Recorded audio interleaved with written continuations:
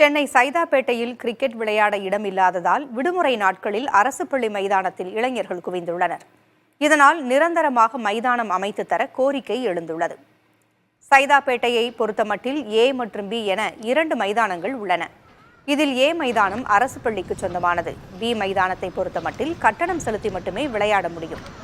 இதனால் சனி மற்றும் ஞாயிற்றுக்கிழமைகளில் மட்டும் சைதாப்பேட்டை, கிண்டி, பரங்கிமலை மற்றும் அதன் சுற்றுவட்டார பகுதிகளைச் சேர்ந்த 500க்கும் மேற்பட்ட இளைஞர்கள் அரசு பள்ளி மைதானத்தை நோக்கி படையெடுக்கின்றனர். இதன் காரணமாக மைதானத்தில் கூட்டம் அலைமோதுகிறது.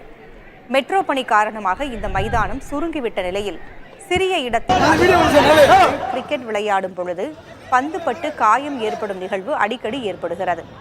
இருந்தாலும் தங்களது நண்பர்களுடன் வார விடுமுறையை செலவிடுவதற்காக இந்த மைதானத்திற்கு வரக்கூடிய இளைஞர்களின் எண்ணிக்கை குறைந்தபாடில்லை. சென்னையை பொறுத்தமட்டில் இடப்பற்றாக்குறை என்பது அதிகமாக இருக்கக்கூடிய நிலையில் அரசு சார்பில் ஒவ்வொரு பகுதியிலும் விளையாட்டு மைதானங்களை அமைக்க வேண்டும் என்ற கோரிக்கை வலுத்திருக்கிறது. குறிப்பாக சைதாப்பேட்டைக்கென்று கிரிக்கெட் விளையாட நிரந்தர மைதானம் அமைக்க வீரர்கள் வலியுறுத்தியுள்ளனர்.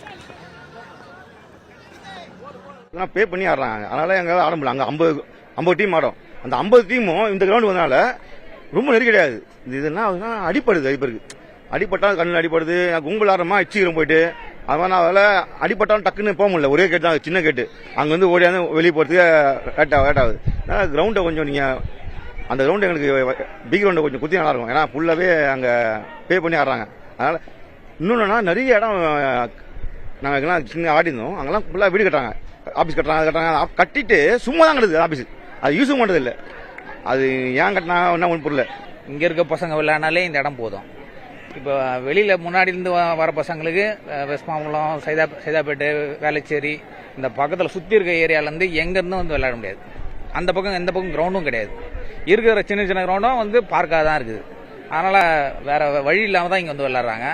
ஒருத்தரும் பால் வந்து பேட்டு மேலே படுற அளவுக்கு தான் இருக்குது. வேற எந்த ஃபெசிலிட்டியும் கிடையாது. கிரிக்கெட்டு இதெல்லாம் வேணும்னாலும் வந்து ஒரு கிரவுண்ட் ஃபெசிலிட்டி இருந்தால் தான் வந்து அவங்களோட ஃபிசிக்கலும் நல்லா இருக்கும். எல்லாரும் இப்போ ஃபோன்லேயே விளையாடிட்டு இருக்காங்க, ஏன்னா கிரவுண்ட் இல்லை. அப்போ வேற எந்த ஆப்ஷனும் இல்லை. பசங்களை எட்டு போய் விளையாடினாலும் இவ்வளோ பசங்க கிட்ட போயிட்டு எங்கள் பசங்க கூட கூட்டிட்டு வந்து கூட விளையாட முடியாது.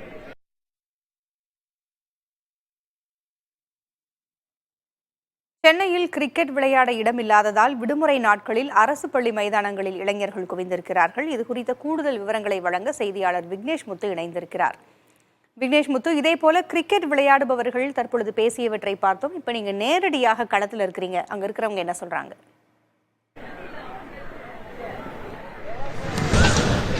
பூங்குழலி, சென்னை சைதாப்பேட்டை சென்னையின் அடையாளங்களில் முக்கியமான ஒன்றாக பார்க்கப்படுகிறது. காட்சிகள் வாயிலாக பார்க்கலாம். இந்த சைதாப்பேட்டை அரசு பள்ளிக்கு சொந்தமான மைதானத்தில் இந்த வெயிலில் கூட கிட்டத்தட்ட 300க்கும் மேற்பட்ட இளைஞர்கள் இந்த விடுமுறை நாளில் கிரிக்கெட் விளையாடுவதை நேரடியாக பார்க்க முடியும். ஏனென்றால் இவர் சைதாப்பேட்டையைச் சேர்ந்தவர்கள் மட்டும் இங்கு நேரடியாக வந்து விளையாடவில்லை. கிண்டி, பரங்கிமலை மற்றும் சென்னையில் பல்வேறு பகுதியில் இருந்திருக்கக்கூடிய இளைஞர்கள் இந்த இடவசதி இல்லாத காரணத்தால் இந்த மைதானத்தை நோக்கி படையெடுக்கிறார்கள். இது தொடர்பாக பேசுவதற்காக தற்பொழுது சைதாப்பேட்டையைச் சேர்ந்த விளையாட்டு வீரர் ஜெகநாதன் அவர்கள் இருந்திருக்கார். சார் வணக்கம். இங்க 2 கிரவுண்ட் இருக்கு. 2லயும் நம்ம நேரடியா எப்போ போனாலும் விளையாட முடியுமா? எல்லா பக்கமும் கிரவுண்ட் இருக்கா சார்?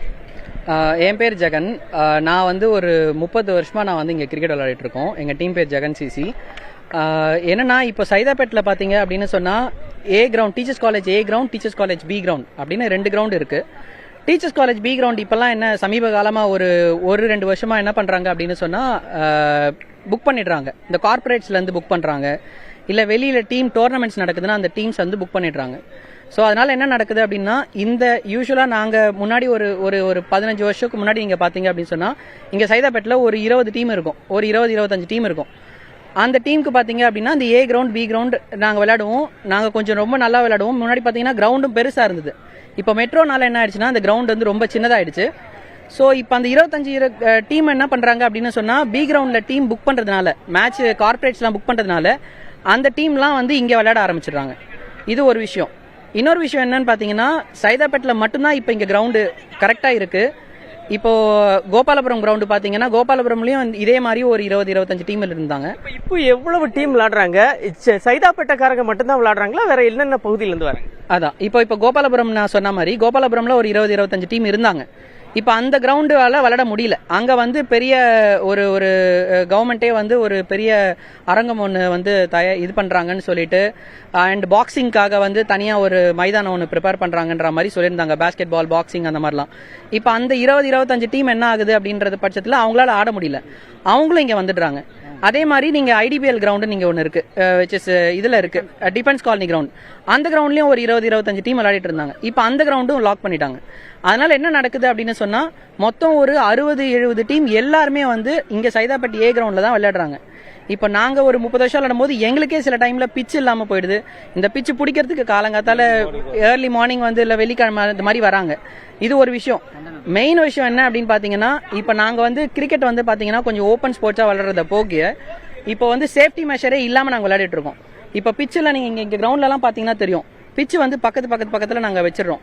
அப்ப என்ன ஆகுது, ஒருத்தர் அடிக்கும் போது ஒருத்தருக்கே தெரியாம, அதாவது எங்களை மீறி அசம்பாவிதம் நடக்குது. சோ அதையும் நாங்க கண்ட்ரோல் பண்ணி தான் விளையாடுறோம்.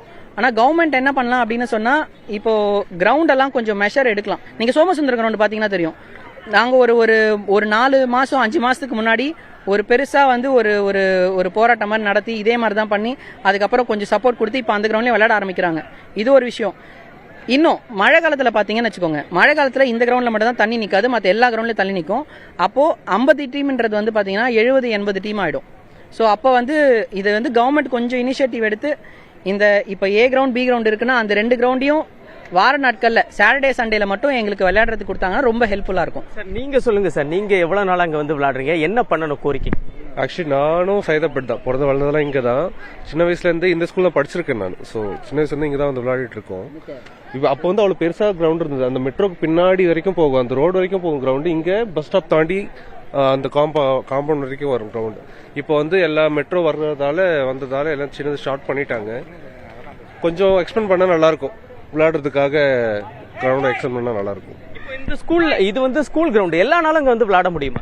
எல்லா நாளும் விளையாட முடியாது ப்ரோ. சாட்டர்டேவே வந்து ஃபுட்பால் தான் ஃபுல்லாக விளையாடுறாங்களே தவிர்த்து, சண்டே அன்னைக்கு பார்த்தீங்கன்னா எங்களுக்கு மோஸ்ட்லி கிரவுண்டே கிடையாது. அது வந்து பிரைவேட் கிரவுண்ட், பி கிரவுண்டை கவர்மெண்ட் கிரவுண்டாக ஒன்று கொடுக்கணும். இது ஒன்று மட்டும் தான் கொடுத்து வச்சு, நீ க்ரௌடு மட்டுமே கிட்டத்தட்ட ஒரு 100 பிச்சு இருக்கும். ஒரு கிரவுண்டில் ஃபுல்லாக விளையாட முடியுமா 100 பிச்சு? இது வந்து கவர்மெண்ட் வந்து எடுத்துகிட்டு போகணும், பப்ளிக்னு சொல்லிட்டு இந்த கிரவுண்டு கொடுக்கணும், இவங்க வந்து விளையாடணும் ஞாயிற்றுக்கிழமை அப்படின்னு சொல்லி எடுத்துகிட்டு போனால் பிரச்சனையே கிடையாது. இதுக்கோசமே நாங்களும் கோரிக்கை கொடுத்துருக்குறோம், நம்ம யார் மினிஸ்டர் மா சுப்பிரமணியிட்டே கொடுத்துருக்குறோம். அதை வந்து நம்ம டெவலப் பண்ணிட்டு தான் போகணுமே தவிர்த்து நாங்களும் கோரிக்கை கொடுக்குறோம், அதை வந்து கவர்மெண்ட் எடுத்துக்கணும். அது என்ன பண்ணுறாங்கன்ற ரீசன் எங்களுக்கு தெரியல. அது வந்து உங்கள் சைட்லேருந்து நீங்கள் கொஞ்சம் ப்ரெஷர் பண்ணுங்கள். நன்றி சார். பூங்குழலி, நாம் நேரடியாக காட்சிகள் வாயிலாக பார்த்தோம். நேரடியாக இங்கு விளையாடி இருக்கக்கூடிய விளையாட்டு வீரர்களுடன் கலந்துரையாடிய போது 2 மைதானங்கள் இருந்தும் எங்களால் முழுமையாக விளையாட முடியவில்லை. இந்த ஏ மைதானத்தை பொறுத்தமட்டில் ஏராளமான இளைஞர்கள் சென்னையை மட்டுமல்ல, சென்னையைச் சேர்ந்த பல இடங்களில் இருந்து ஒட்டுமொத்தமாக வருவதால் அடிபட்டு ஒரு காயங்கள் ஏற்படக்கூடிய சூழ்நிலைக்கு தள்ளப்பட்டிருக்கிறோம். இதனால் சைதாப்பேட்டை மட்டுமல்ல, சென்னையின் முக்கிய இடங்களில் இளைஞர்கள் விளையாடுவதற்கு தனிப்பட்ட முறையில் அரசு சார்பில் விளையாட்டு மைதானங்களை உருவாக்க வேண்டும் என்ற ஒரு கோரிக்கைகளை அவர் தெரிவித்திருக்கிறார்கள். நவீன இந்த காலத்தில் எல்லாரும் மொபைல் போன், கணினி, இணையதளத்தை நாடும் பொழுது இந்த இளைஞர்கள் விளையாட தயாராக இருக்கிறார்கள். ஆனால் விளையாட்டு மைதானங்கள் இல்லாமல் இருப்பது ஒரு வேதனைக்குரிய விஷயமாக இருக்கிறது. அரசு இந்த விவகாரத்தில் கூடுதல் கவனம் செலுத்த வேண்டும் என்பதுதான் அனைவரின் எதிர்பார்ப்பாக இருக்கிறது. தகவல்களை வழங்கியமைக்கு நன்றி விக்னேஷ் முத்து.